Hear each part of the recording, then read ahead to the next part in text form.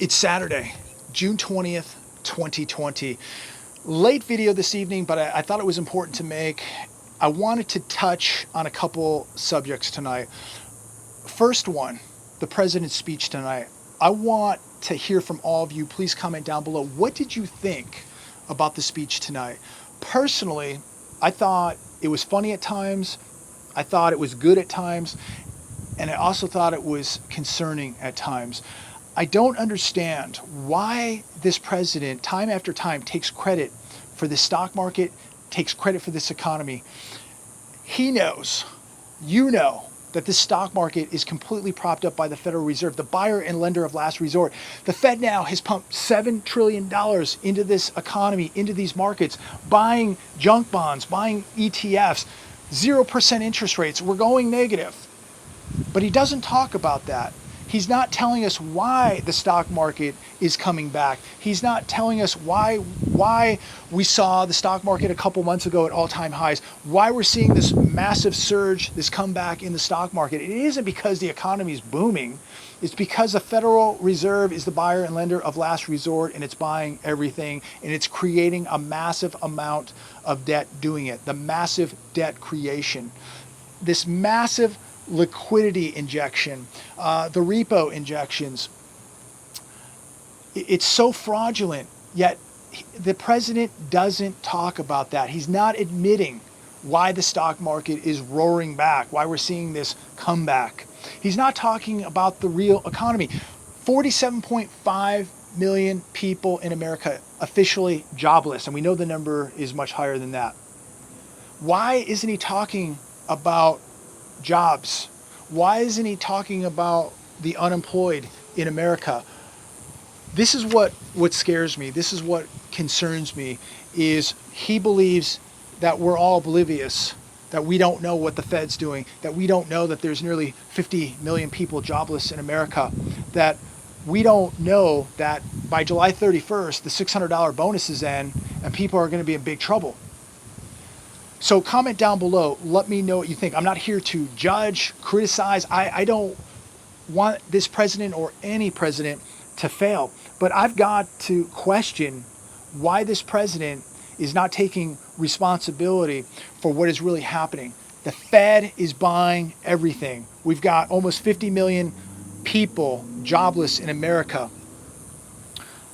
Everything is just being propped up with $600 bonuses, unemployment benefits, the Fed pumping trillions of dollars. The Fed's balance sheet is ballooning out of control.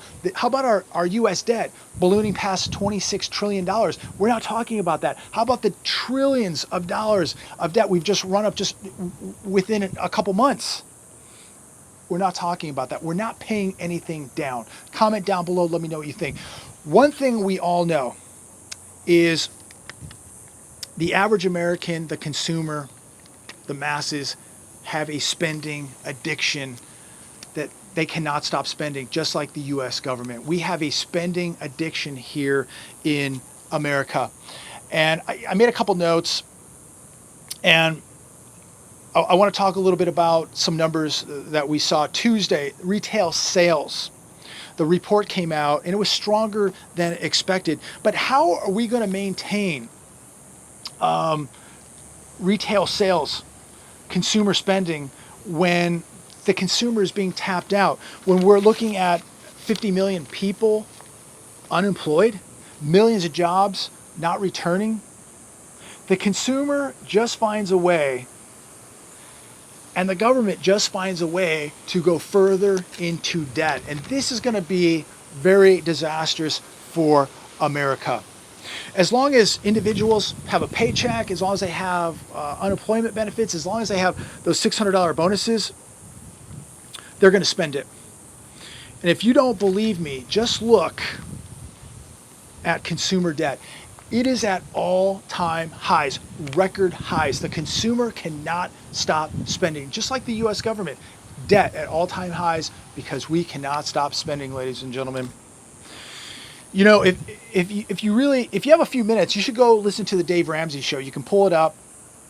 And I listen to Dave Ramsey every once in a while because it kind of keeps me in tune with reality, because I hear these people calling in going, yeah, Dave, I make $22,000 a year and I have $90,000 of debt, student loan debt, credit card debt, car loan debt, etc. And you just go, wow, how in the world are these people ever going to get out of debt? It's just amazing how much debt the average person in America has. And when I hear these stories, the massive debt, I just ask myself, how are these people ever going to get out from under the rock? People just continue to spend money they don't have. That's not going to grow the economy. It just keeps the economy going. We're going farther into debt, but we're not growing, and we're not paying off debt. Wealth is not borrowed. Many people believe because they're leasing a BMW or a Mercedes or a Lexus, they're renting the nice condo, they're eating dinner at a nice restaurant, putting it on a credit card, they're going on vacation, putting it on a credit card, buying the nice Nikes, buying the nice suits, all on credit. They believe that that's rich. These are the people that look rich, but they're absolutely broke. They have nothing but debt. They have nothing but bills. They're one paycheck away from disaster. And a lot of people now are finding out that they're in a disaster, and many more are going to find out after July 31st when the bonuses run out, and many more after that are going to find out when the unemployment benefits run out. They're going to wake up into a nightmare here.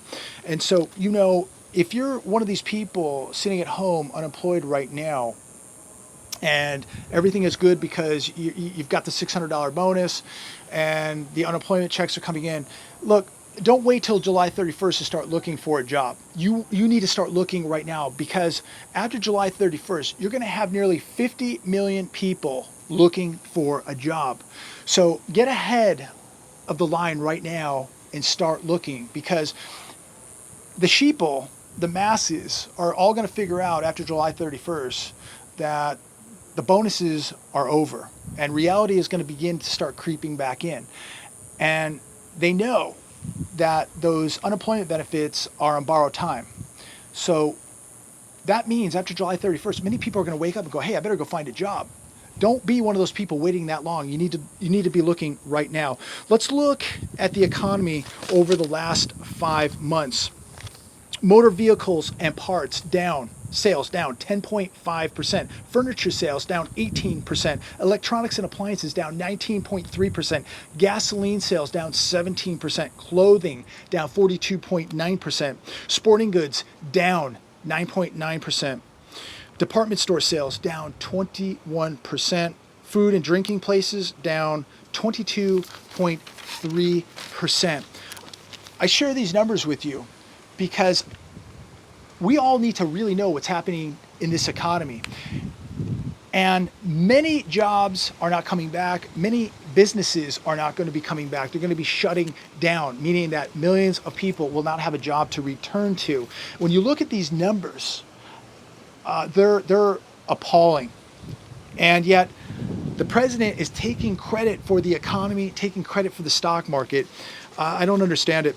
The collapse that we're seeing has exposed a lot of problems in this economy that are not going to be able to be covered up. And we're beginning to see that. And people are going to wake up to reality here very, very soon. But we have millions of people now making more money sitting at home on unemployment than they do at their own jobs. But that is going to come to an end. You need to be preparing. You need to be looking for work if you don't have a job right now. If you have a job right now, you need to be stacking cash and assets. People they still believe that everything's going to be okay, that we're going to have an incredible recovery, that we're going to have a booming economy coming. It's not going to happen. It is not going to happen. The number of full-time employees to the working age population is at 44.8%, which is not high enough to support economic growth. 80% of Americans currently right now are living paycheck to paycheck with little or no savings. This is not an economic recovery. I mean, ladies and gentlemen, this is, I mean, I cannot stress enough how dangerous what we are seeing take place, how dangerous this economy is. And, you know, I've been watching videos of homeless people, people who had jobs, people who had careers, who are out in the streets, been out in the streets for years. And we have so many people, the thing I'm so concerned about is we have so many people who live paycheck to paycheck, who have very little savings, who have very little retirement saved up. When this economy really takes a hit, and it's taking one right now, but when the benefits run out, we're going to see how strong people really are, how financially strong the average consumer is. So as we witness record levels of unemployment in America, this is going to have a huge impact on the recovery, a recovery that I don't believe exists, a recovery that I don't believe is coming anytime soon, a recovery that is just wishful thinking. What we will see is deep suppression in wage growth. And from this, it's going to get much harder for the average American to make ends meet. This is going to force the average American to use the credit cards. It's going to force the average American deeper into debt as banks begin to tighten up restrictions on credit. This is going to be very problematic on millions of Americans. Both of these factors guarantee that there is not going to be any V-shaped recovery. And this is why I'm so adamant that we're all preparing, that you are preparing, that I'm preparing, because there is no recovery coming. The recovery that they're telling you, it's a lie. It's not coming. It's going to be years, many years, before we see a recovery in America. The detachment that we have between the stock market and the real economy is going to continue, but it is going to come to an end. As unemployment rises, as consumption falls due to a lack of income, due to a lack of jobs, the illusion will come to an end. And when this happens, we got real big troubles in America.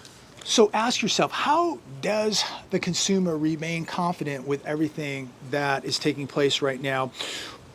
How confident will the consumer be when those $600 bonuses end, when the unemployment checks stop coming in, when the consumer can't find a job or loses the job that they have right now? How confident will they be? When those credit cards get tapped out, how confident will the consumer be? And speaking of credit cards, the government has been doing nothing but using a credit card to keep everything going, to put off the inevitable. You can use a credit card all you want, but it's not going to create a robust economy. It's not going to create jobs. It's not going to create wealth. It's not going to create prosperity. What it will create is debt. And by creating so much debt, we are going to create death, the death of the U.S. economy. So I'm going to wrap this video up on an article that was on Reuters, and it was talking about wealthy folks in Asia, Europe, and the U.S.